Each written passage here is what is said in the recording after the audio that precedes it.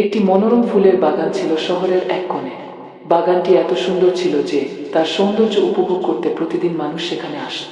কিন্তু এই বাগানে দুজন ব্যক্তি ছিলেন যারা প্রায় সেখানে দেখা যেত, তাহসিন ও রায়হান।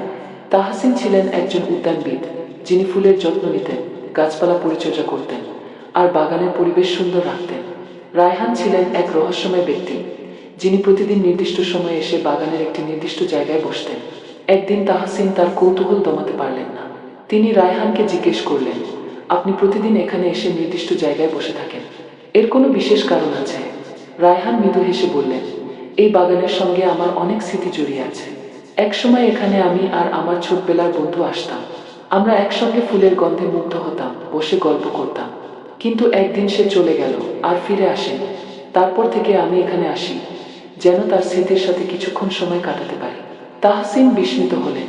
তিনি বুঝতে পারলেন এই বাগান শুধু ফুলের নয়, স্মৃতিরও একটি আশ্রয়স্থল। এরপর থেকে তাহসিন প্রতিদিন রায়হানের সঙ্গে কিছু সময় কাটাতেন, তার গল্প শুনতেন আর একসঙ্গে বাগানের সৌন্দর্য উপভোগ করতেন। স্মৃতির ছোঁয়া নিয়ে বাগানটি আরও জীবন্ত হয়ে উঠেছিল।